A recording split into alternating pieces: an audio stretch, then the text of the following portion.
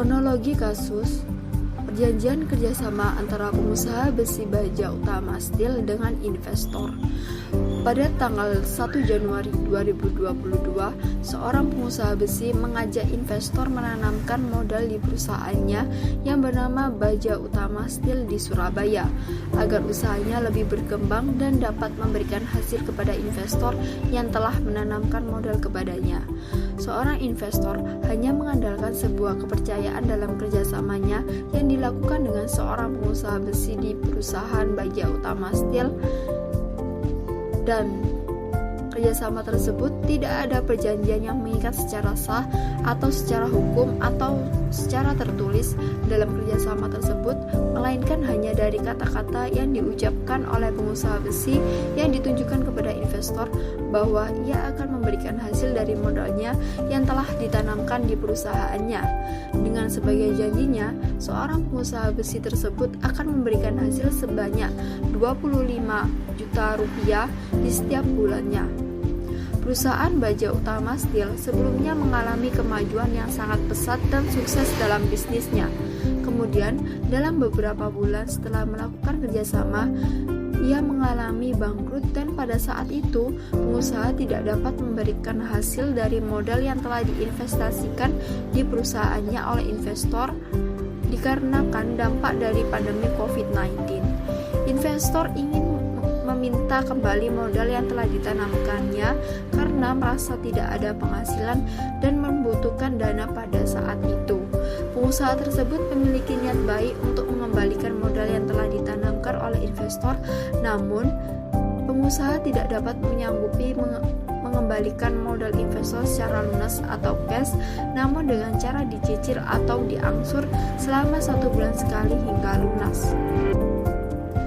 Sebagaimana kasus yang terjadi pada perusahaan Baja Utama Steel, di mana investor yang telah melakukan kerjasama dengan cara menanamkan modal pada sebuah perusahaan tersebut tidak melakukan pembuatan surat perjanjian secara sah, yaitu belum memenuhi ketentuan dalam pasal 1320 Kitab Undang-Undang Hukum Perdata, yang dimana isinya yaitu mengenai syarat sahnya perjanjian.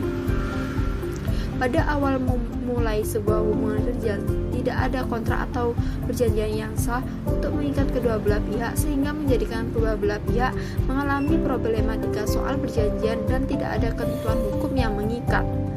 Investor juga kurang atau bahkan belum menguasai soal bisnis dan belum menguasai pula mengenai arti dari sebuah perjanjian yang benar dan sah.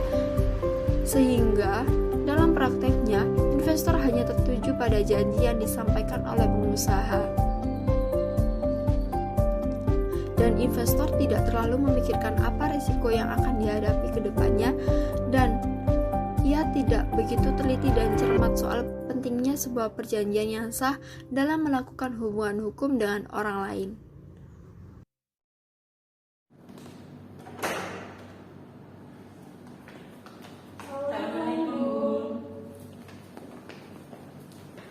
Silakan duduk, Ibu-ibu. Baik, Bu.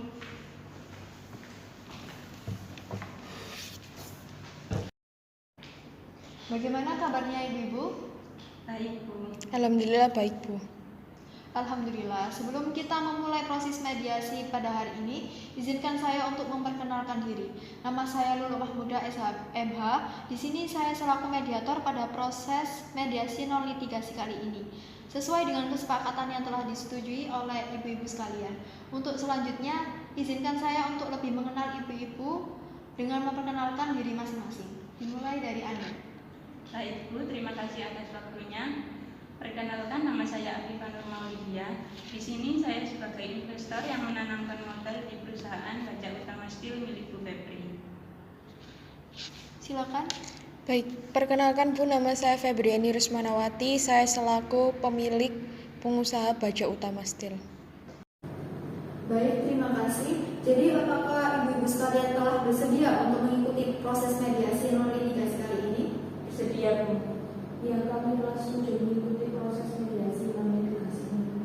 Baiklah, kalau begitu, pertama-tama saya akan menjelaskan sekilas terkait mediasi di luar pengadilan ini.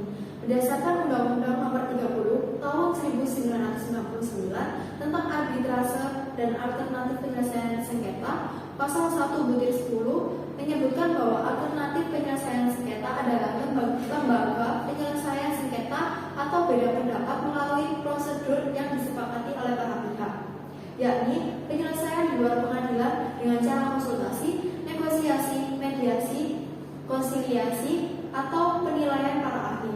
Jadi, mediasi yang ditempuh saat ini tidak lain merupakan cara penyelesaian sengketa melalui proses perundingan untuk memperoleh kesepakatan para pihak yang dibantu oleh mediator.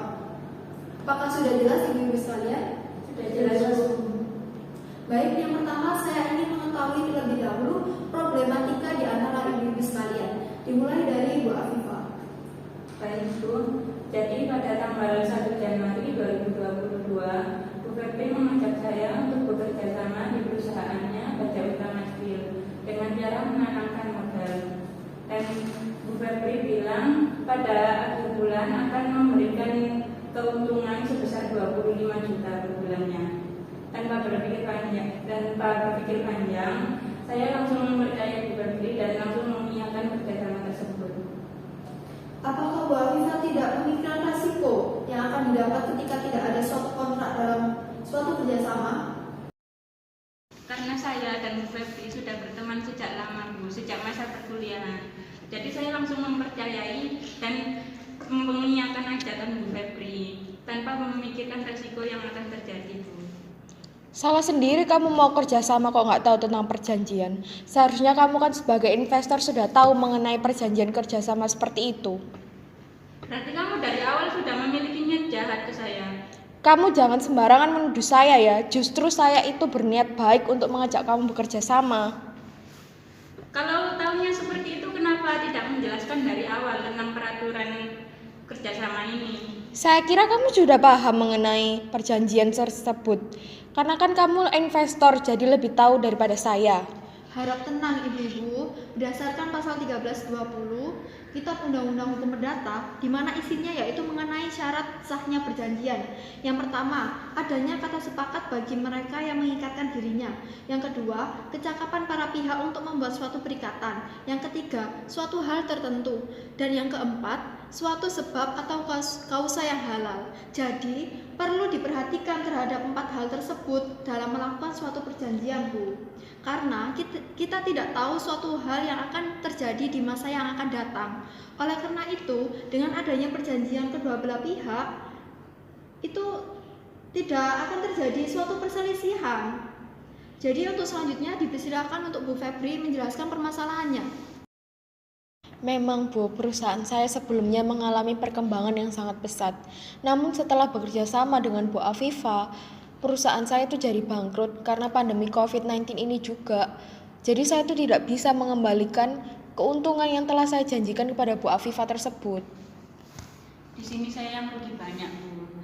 Di sisi lain saya juga memiliki kebutuhan yang sangat besar. Jadi saya memerlukan uang tersebut sekarang juga Bu. Tidak mau tahu, pokoknya saya ingin dikembalikan uangnya sekarang juga. Ibu Afifah, dampak dari pandemi memang terasa di semua kalangan. Maka dari itu kita harus saling memahami dan memaklumi. Jadi itikat baik sangat diperlukan dalam hal ini.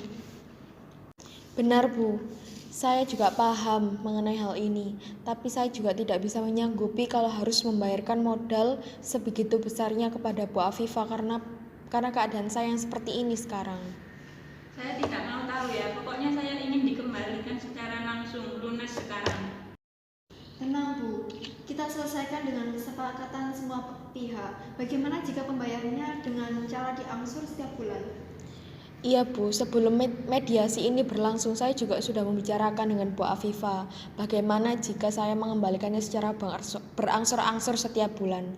Tapi Bu Afifah tidak menyetujuinya. Ibu Afifah, Bu Febri kan teman Ibu. Pastinya Anda tidak mau terus-menerus bertengkar dengan beliau kan? Maka solusi yang dapat diambil dari hal ini yaitu melalui jalan perdamaian Bu. Bagaimana? Baik Bu, kalau seperti itu saya setuju. Tetapi demi kepentingan bersama, saya ingin Bu Febri mengangsur modal saya setiap bulannya sebesar 10 juta Bu. Bagaimana Bu Febri? Apakah Ibu keberatan dengan hal ini? Jujur saja saya keberatan Bu jika harus mengangsur per bulannya 10 juta. Kalau begitu Bu Febri menyanggupi berapa? Saya cuma bisa mengangsur tiap bulannya sebesar 2 juta saja Bu. Bagaimana Bu Afifah? Apakah setuju jika Bu Febri mengangsur sebesar 2 juta setiap bulannya? Saya sangat tidak setuju, Bu. Karena dengan mengangsur 2 juta setiap bulannya itu sangat lama, Bu. Sedangkan saya memiliki kebutuhan yang besar untuk dekat ini. Jadi Bu Afifah ingin Bu Febri mengangsur berapa setiap bulannya? Mungkin 5 juta, Bu. Bagaimana Bu Febri? Apakah Ibu Febri bisa menyanggupi dengan hal ini? Baiklah Bu, saya usahakan untuk dapat mengangsur modal Ibu Afifah sebesar 5 juta per bulannya. Apakah dari keduanya ada yang ingin menyampaikan sesuatu? Tidak ada Bu. Baik, dengan ini proses mediasi dinyatakan berhasil. Jadi kesimpulannya, yakni Bu Febri mengangsur 5 juta per bulannya ke Bu Afifah. Demi kepercayaan kedua belah pihak, mohon untuk menandatangani perjanjian yang sudah disepakati bersama. Silakan Bu Afifah untuk bertanda tangan di sebelah sini. Baik, terima kasih. Bu Febri.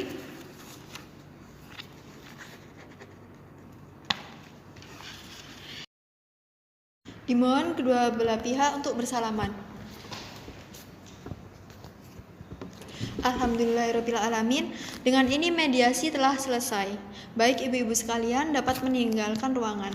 Baik, terima kasih, Bu. Baik, terima kasih Bu.